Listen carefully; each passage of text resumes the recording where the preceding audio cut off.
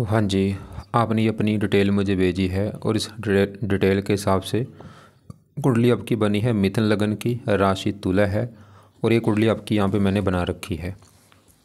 आपने एक दो सवाल लिख के भेजा है, कौन सा दान करना चाहिए, कौन सा रत्न पहनना है, ये आपने पूछा है। पूरा विस्तार में समझाऊंगा। सबसे पहले ये समझो कि जो कुंडली होती है इसमें 12 घर होते हैं। 12 घर समझ लो, वो मैं लिख देता हूँ। ये है आपकी कुंडली में पहला घर, ये है दूसरा घर, तीसरा घर, चौथा, पाँचवा, ये है छठा घर, सातवां, आठवां, नौवां, 10वां, 11वां और लास्ट वाला 12वां घर। अब ये जो 12 घर मैंने लिखे हैं, इन घरों से आपके जीवन के बारे में कुछ ना कुछ पता किया जाएगा। जैसे कि इस पहले घर से हम पता करेंगे आपका शरीर कैसा होगा, हेल्थ कैसी होगी, स्वभाव कैसा होगा, रंग रूप कैसा होगा। पहला घर देख के हमें डिसाइड होगा। दूसरा घर धन जोड़ने का है। तीसरा घर छोटे भाई बहनों का। चौथा घर आपकी है माता, मकान, वाहन। पाँचवा घर आपके बच्चों का है। छठा घर है शत्रु, रोग, कर्जे का। सातवां घर है पत्नी का। आठवें घर से आपकी उम्र देखेंगे। नौवें घर से भाग्य देखेंगे। 10वां घर काम काज। 11वां घर आमदनी, लाभ, इच्छा पूर्ति और 12वें घर से आपके खर्चे देखे जाएंगे।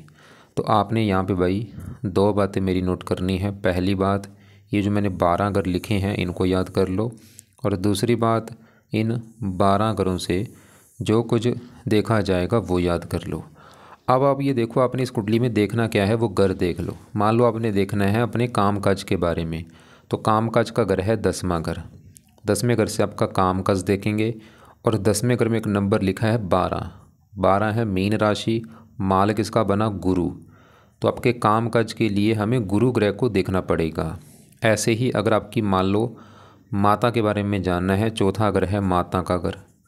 माता कैसी होगी, तो चौथा अगर माता का है, चौथे घर में लिखा है 6। 6 कन्या राशि, मालक बना बुध। तो आपकी माता के लिए बुध ग्रह को देखना पड़ेगा। तो आपको मेरी बात समझ आ रही होगी कि जो भी कुछ देखना है वो घर देखना है और घर का बना मालक देखना है। सवाल ये है कि आपकी कुंडली है कैसी। कुंडली में ग्रह काफ़ी अच्छे भी हैं, ग्रह कुछ खराब भी हैं। अच्छे, आपका गुरु ग्रह बहुत अच्छा है, उच्च का बैठा है, शुक्र अच्छा है, चंद्रमा ठीक है, सूर्य भी ठीक है। ये बुध थोड़ा सा दिक्कतें पैदा करेगा।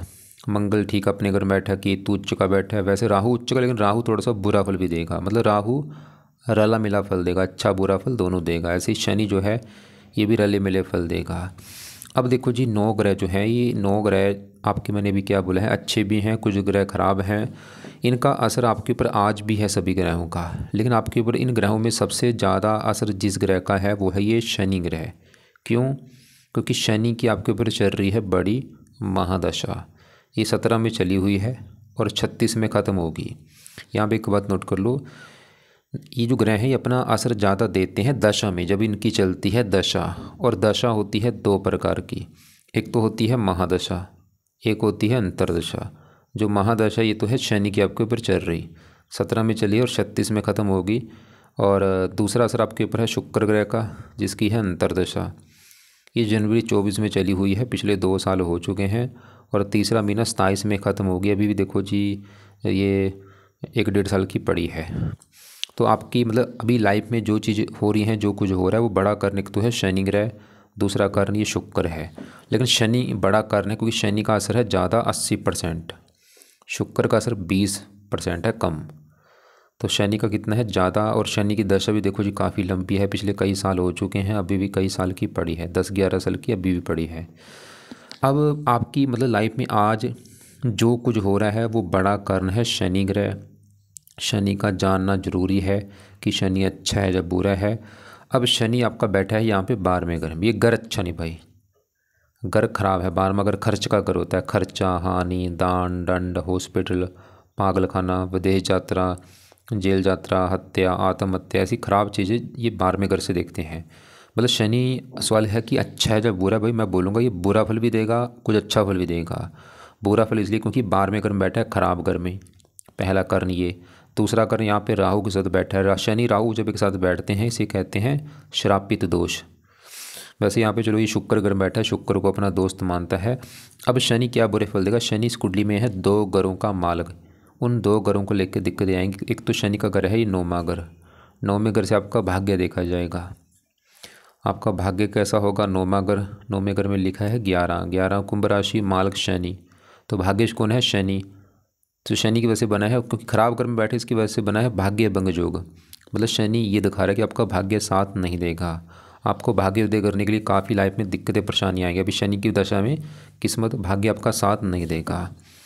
और ये 8वें घर का मालक है, हेल्थ भी खराब करेगा, 12वें घर को एक्टिवेट करेगा। 12वें घर खर्च का है, आपकी शनि की दशा में भी खर्चे बढ़ेंगे, बहुत ज़्यादा बड़े बड़े आपसे खर्चे कराएगा। हेल्थ आपकी ख़राब करेगा, स्ट्रगल देगा, चिंता देगा, परेशानियाँ देगा, रुकावटें देगा, भाग दौड़ देगा, काम काज में दिक्कत आना। और भी क्योंकि साथ में राहु के बैठा, ये दिक्कत वाली बात है। अगर शनि यहाँ पे चलो अकेला होता फिर भी काम चल जाता, लेकिन गड़बड़ क्या है, साथ में राहु बैठा है। और ये 12वां घर विदेश का भी घर है, भाग्य विदेश। शनि ये दिखा रहा है कि अगर आप घर से दूर जाते हैं, जैसे आपने शायद दिल्ली लिख रखा है, मैं देख लेता हूँ एक बार।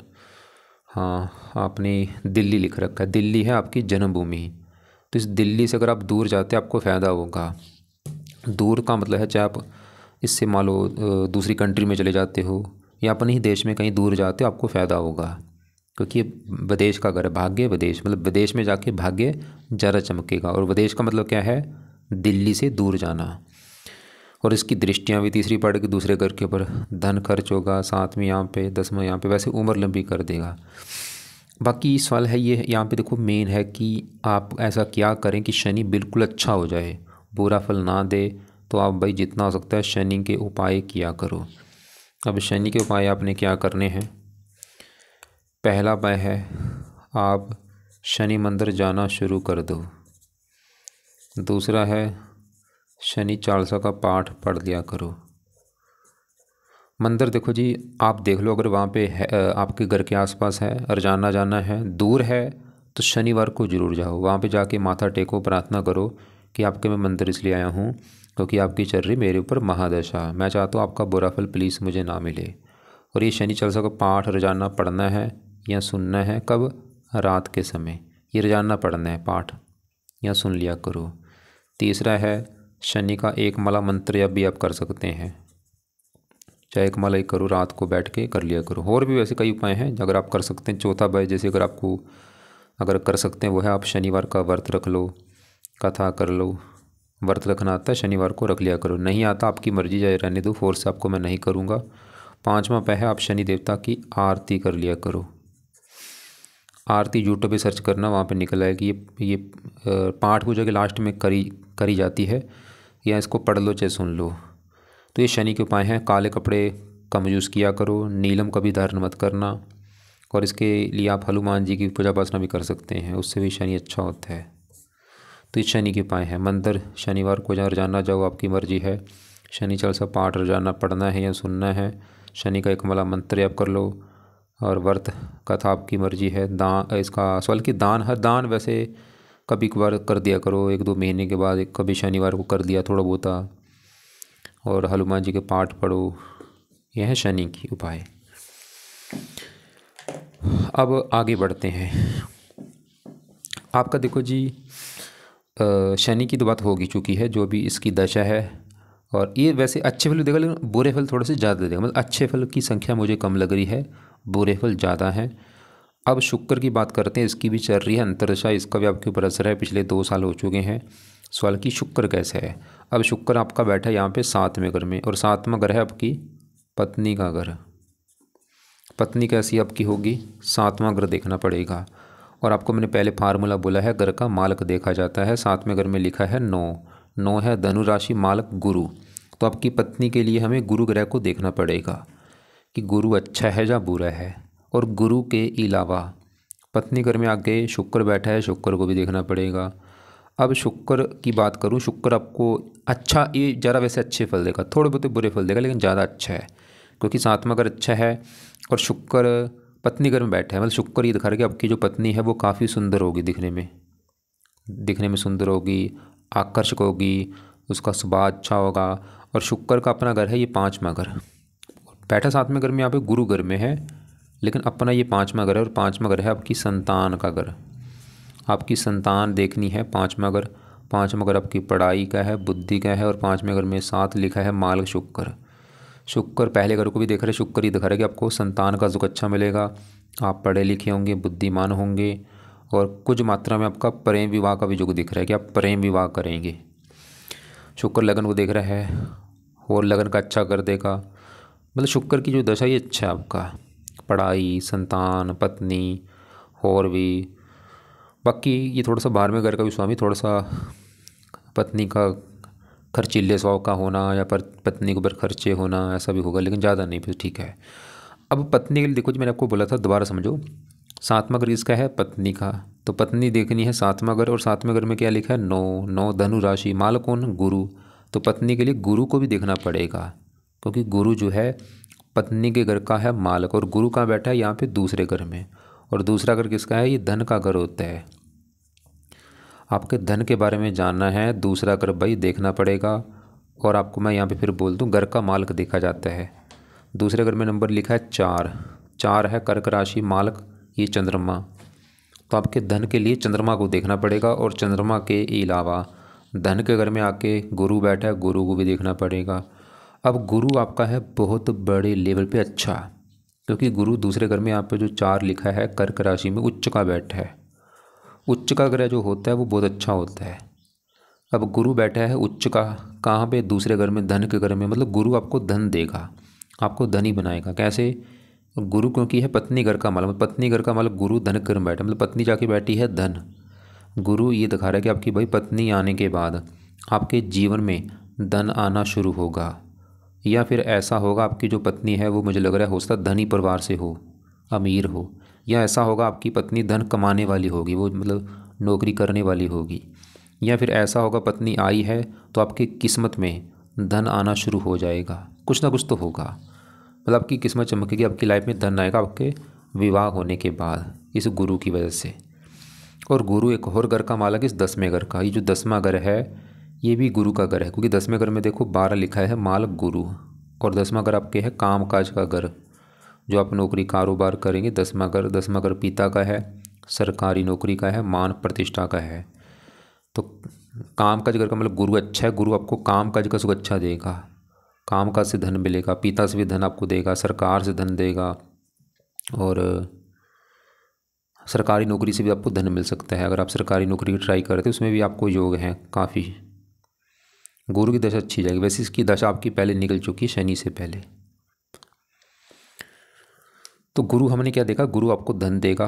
कैसे धन देगा? पत्नी आने के बाद धन मिलेगा, पिता से धन मिलना, सरकार से धन मिलना, काम काज से धन मिलना, और उसकी दृष्टियाँ भी हैं, अपने घर को देख भी रहा है। अब एक और बात, ये जो 5वां घर मैंने आपको बोला है संतान का घर है, इस घर का मालिक शुक्र हमने देखा जो कि अच्छा है। अब संतान घर में चंद्रमा बैठा है, ये भी ठीक है, और चंद्रमा का अपना घर है ये दूसरा घर। दूसरा घर जो धन का घर है वहाँ पे जो 4 लिखा है, 4 होती है कर्क राशि, मालक चंद्रमा। तो धन का मालक चंद्रमा कहाँ बैठा है? संतान घर में, मतलब धन संतान। चंद्रमा ये दिखा रहा है कि आपकी संतान पैदा होने के बाद भी आपके जीवन में धन आना शुरू होगा, खासकर लड़की पैदा होने के बाद धन संतान घर में बैठा। मतलब आपकी देखो जी जीवन में 2 किस्मों में धन आएगा। एक तो आपकी पत्नी आएगी, उसके बाद धन आना शुरू होगा। दूसरा आपकी बेटी पैदा होने के बाद भी आपके जीवन में धन आएगा, चाहे बेटी लगा लो चाहे बेटा, वैसे ज़्यादा बेटी होने के बाद।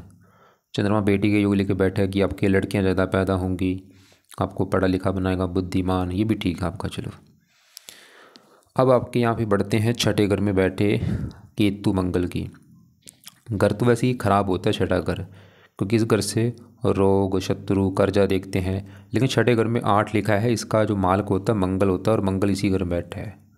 आपका जो मंगल है फिर भी ठीक है, क्योंकि 6ठा घर मंगल का ही घर है, अपने घर में बैठा है, शत्रु से बचाएगा, कर्जे से बचाएगा, रोगों से बचाएगा, ननिहाल के लिए अच्छा है, ये ठीक है। केतु भी यहाँ पे तो उच्च का बैठा है, जो 8 है केतु की है उच्च राशि। मंगल अपने घर में बैठा है, केतु उच्च का बैठा है, ठीक है, मतलब दोनों अच्छे फल देंगे। अब आपका यहाँ पे जो बुध है ये थोड़ा सा दिक्कतें पैदा करेगा, उसको विस्तार में जानते हैं बुध क्यों खराब है। बुध खराब होने का कारण है ये 8वें घर में बैठा है, घर अच्छा नहीं है। तो यहाँ पे ये जो 10 लिखा शनि घर में बैठा है, लेकिन घर खराब है 8वां। और बुध क्या दिक्कतें पैदा करेगा? 8वां घर देखो जी होता किसका? 8वें घर से आयु, मृत्यु, मृत्युतल कष्ट, लंबी बीमारी, दुर्घटना, गुप्त रोग, ऐसी खराब चीज़ें देखते हैं। अब बुध आपको दिक्कतें पैदा क्या करेगा। बुध इस कुंडली में है 2 घरों का मालक, उन 2 घरों को लेकर दिक्कतें आएंगी। एक तो बुध का घर है ये चौथा घर, चौथा घर जो है बुध का घर है, क्योंकि चौथे घर में 6 लिखा हुआ है, 6 होती है कन्या राशि, मालक बुध बना। और चौथा घर आपकी माता का घर है। मकान आपका कैसा होगा, आपके पास वाहन, गाड़ी, ज़मीन, जायदाद, नौकर चाकर कैसे होंगे, चौथा घर। और चौथे घर का मालक बुध खराब है, तो बुध की वजह से चौथे घर को लेकर दिक्कतें आएंगी। मतलब आपको बुध की वजह से माता संबंधी कोई ना कोई दिक्कतें आएंगी, जहाँ तो माता बीमार रहेगी, या माता से थोड़ा सा मनमुटाव होते रहना, या माता को कोई कष्ट होना। चौथा घर मकान का है, मकान को लेकर दिक्कतें आना। चौथा घर वाहन, वाहन को लेकर दिक्कतें आना। भूमि, ज़मीन, जायदाद, नौकर चाकर को लेकर दिक्कतें आना। चौथा घर जन्मभूमि, बुध आपको जन्मभूमि पर टिकने नहीं देगा। बुध भी ये दिखा रहा है कि आपको जन्मभूमि छोड़नी पड़ेगी, छोड़ के दिल्ली से आप दूर जाएंगे, ये पक्का कन्फर्म है। और बुध इस घर का भी मालक है पहले घर का, क्योंकि पहले घर में 3 लिखा है, मालक बुध। और पहला घर आपका शरीर से सेहत, स्वभाव, रंग रूप, पर्सनैलिटी। शरीर आपका चला गया 8वें घर में, बीमारी। ये बुध आपको भी बीमार करेगा भाई, आपको भी थोड़ी सी हेल्थ में दिक्कतें पैदा करेगा, खासकर बुध की दशा में। मतलब बुध का असर ज़्यादा आपको मिलेगा बुध की दशा में। तो बुध की वजह से क्या दिक्कतें आएंगी, आपकी हेल्थ ख़राब होना, माता की हेल्थ ख़राब होना, मकान, वाहन, ज़मीन, जायदाद, इनको लेकर दिक्कतें आना, स्ट्रगल बढ़ेगा, चिंता बढ़ेगी, क्योंकि लग्नेश है, लगन दोष बनेगा। लेकिन हाँ, बुध ये दिखा रहा है कि अगर आप घर से दूर जाते हैं, दिल्ली से दूर जाके काम करते हैं, फिर आपको ज़रा दिक्कतें नहीं आएंगी। बाकी बुध के आप उपाय जरूर करते रहो जीवन भर। क्या क्या उपाय हैं, पहला उपाय है बुध का कवच का पाठ पढ़ा करो भाई आप, या इसको सुना करो। दूसरा है बुध स्तोत्र का पाठ पढ़ लिया करो। और इसके देवता हैं गणेश जी, उसकी पूजा वासना भी आप कर सकते हैं। तो ये 2 पाठ हैं, और ये गणेश जी इसके देवता हैं, ये उपाय करते रहो। अब ये जो तीसरा घर है, ये होता है छोटे भाई बहनों का घर, छोटी यात्राएं, पराक्रम, उद्यम, मेहनत। तीसरे घर में 5 लिखा है, माल कौन, सूर्य है।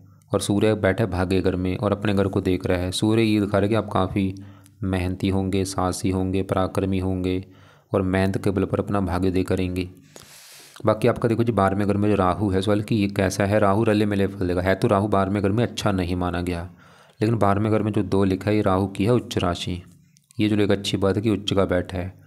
बाकी राहु की दशा में भी आपकी थोड़ी सी दिक्कतें बढ़ेंगी। जब भी ये दशा चलेगी ना राहु की, दिक्कतें क्या होंगी, राहु की दशा में आपके खर्चे बढ़ेंगे बहुत ज़्यादा, क्योंकि 12वां घर खर्च का है।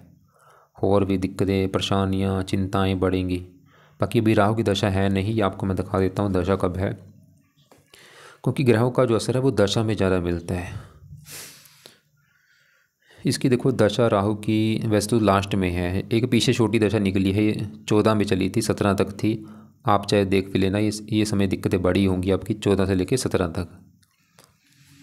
वैसे एक छोटी दशा अभी आपकी कहाँ आगे आएगी, ये 30 से लेकर 33 तक चलेगी।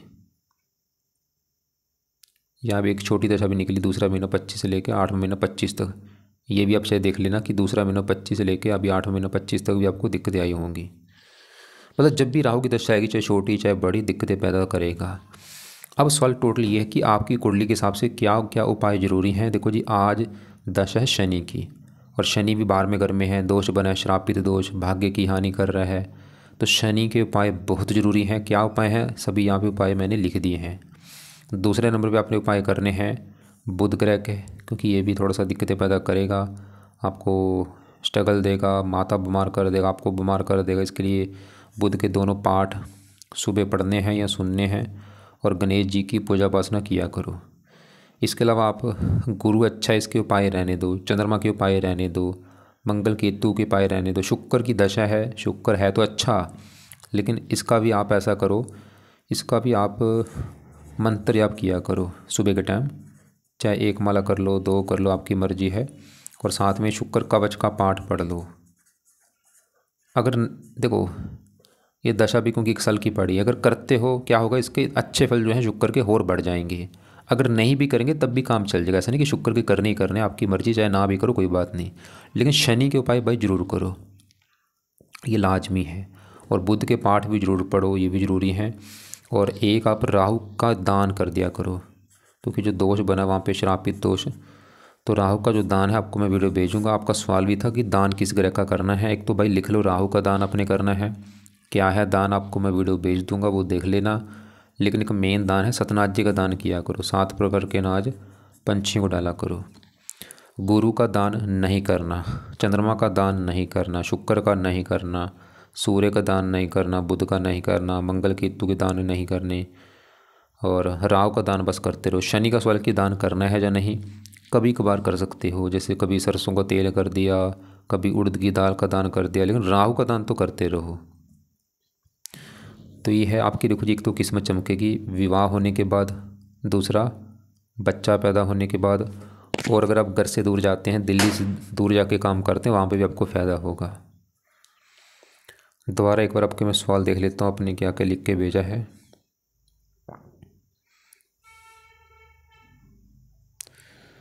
सवाल तो आपने बस ये लिख के भेजा है कि पहले किसी ज्योतिष ने पन्ना पहनने की सलाह दी थी। पन्ना भाई मत पहनो, वही बुध 8 में अगर बैठा, कभी इसका पन्ना धारण नहीं होगा। रत्न, अगर सवाल की कौन सा धारण करना है, रत्न कोई धारण मत करो, सिर्फ करना है मेन पाठ पूजा करो, कोई रत्न धारण नहीं करना भाई। और दान राहु का मैंने बोला वो कर दिया करो। बाकी आपको लग रहा है कि अभी भी कोई बात समझ नहीं आ रही, कुछ पूछना होगा, सवाल लिख के भेज देना या मुझे कॉल करके पूछ लेना। और शनि के जो उपाय हैं ज़रूर करो भाई, जितना करोगे उतना आपका शनि अच्छा होगा। आप और बुरे कर्म से बचो, अंडे मीट खाने से बचना है, नशे करने से बचना है, गाली गलौज करने से बचना है, बेईमानी करने से बचना है।